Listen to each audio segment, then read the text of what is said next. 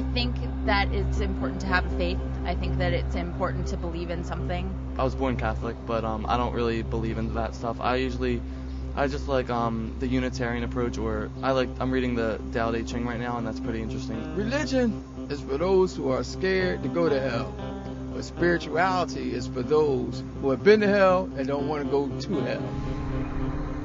I don't believe in religion at all. I believe that we have the power within ourselves to do things. I'm not a huge believer in karma or any of those kind of cliche structures or anything, but it seems like if you treat people well, then people will treat you well. I really don't get too involved in religion. I think that if everybody can get along, it doesn't matter. The crime in Philadelphia has escalated. It's out of control. And you find out there are no answers. You see so many people just being mean to each other for no apparent reason. I know that there are things in this world and in my life and everybody's life that I will never understand. Just live, There's no reasons. Like, you can fight things and stuff, but they're probably not going to go away. If you talk to the average person, you're going to find a mishmash of various beliefs. And what that is an attempt by every person to make sense of this world, an attempt by every person to develop their own belief system, since they are suppressing the knowledge of God in their life. They're trying to find something to replace that. And so you find a completely confusing mess of beliefs, and that often leaves people hopeless. You ask the average person, what are you looking for spiritually? They don't know what they're looking for. Some of them will say, well, I want to change my life, I want to reform my life. One thing that I would say that I find can be a hindrance to the gospel is the postmodern mindset. To me, is probably a forefront in people's mind to help them understand that there is no other way. Most people don't get saved the first time they're witnessed to, and most people who come to Christ because they've known a Christian for a while. They've heard over a period of time the gospel presented in different ways, questions answered. Most people do not understand what true love is, and if I can minister that and express that to them it completely blows their mind. They cannot comprehend that.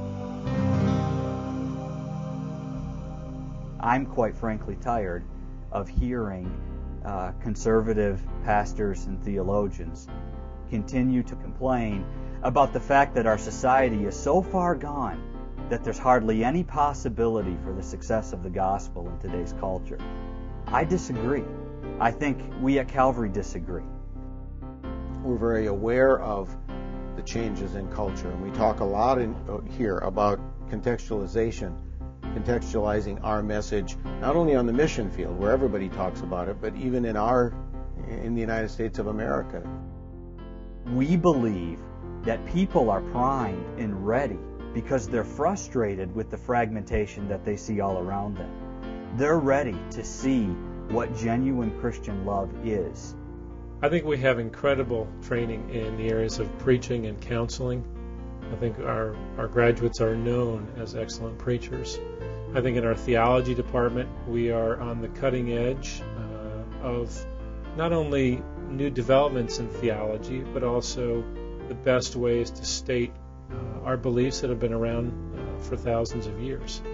My wife many times would comment, she says, you kind of take this stuff in stride like you've seen this before. I told her, honey, counseling issues in seminary, it was a precursor to all this stuff. When I visited Calvary Lansdale for the first time, there was something genuine about the ministry staff, from the women to the men, that I have never seen before. I wanted the tools, but I did not want to use the tools without a genuine heart for Christ, and how to use the tools to study God's Word and flesh that out in real pastor life. And I was hungry for that. I'm excited about ministering here at Calvary because I see students coming in, and I see in them the potential to help mold and shape future ministers of the gospel that will not run and hide in the fundamentalist fortress when they see problems in our society, but will run headlong to them and run into this culture with the tools that they need to address people with the truth, but with the heart that they need to address people with Christian love.